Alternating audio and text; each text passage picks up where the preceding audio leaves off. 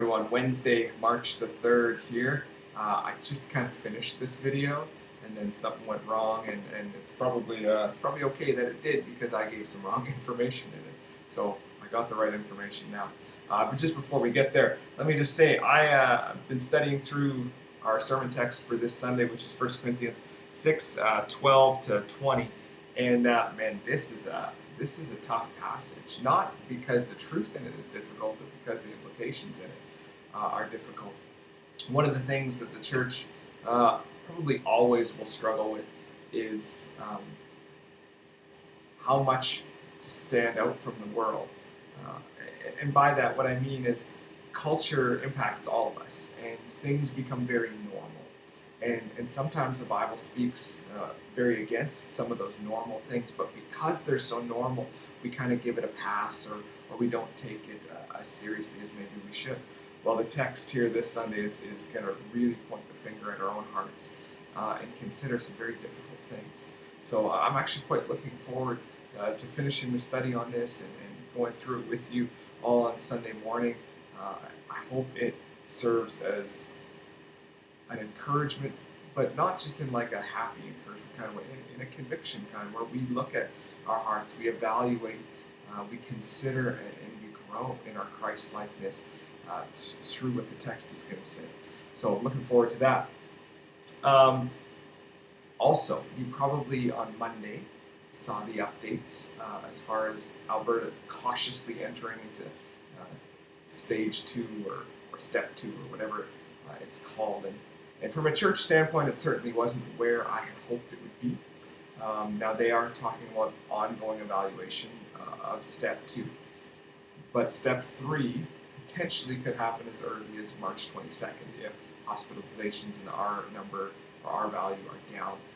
And so that's kind of what I'm praying to the end for. So I'm hoping that, when the 22nd-ish kind of comes, that we get a little bit more occupancy, that things, the restrictions lessen a little bit so that as we head into Easter that we can really be together and really celebrate as a church family.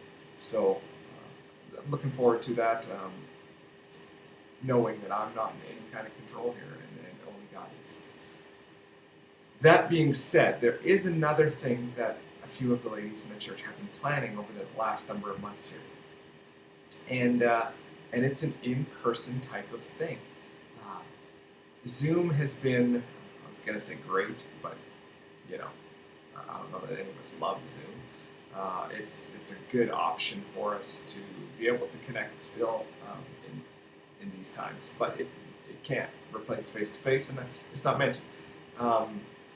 But what a couple of ladies have been working on is after, on Sunday morning, so starting this Sunday morning, it'll be the first Sunday of every month, at 1 o'clock. So after church, you have a little bit of lunch, and then you head down to the Cascade Ponds. And then there's a couple of ladies that are going to be organizing a couple of walking groups where we can only have 10 people. So if you have more than 10, we'll have 2 different groups, or 3 different groups, or whatever it might be. But the idea is just that you can actually see face to face. If you've got young kids and you need to get out and go a little sledding down the hills there or whatever, you can do that, and you can still have conversation in person. You can encourage one another. You can kind of chat about Sunday morning, and aim to strengthen your faith and mature it, and just sharpen one another, and just see each other and talk with each other. So that's going to take place the first Sunday of every month, starting this week, 1 o'clock at the Cascade Pond. So you can just drive yourself down. There will be a couple of our ladies from the church who are just going to kind of oversee that, and we just encourage you to take advantage of that.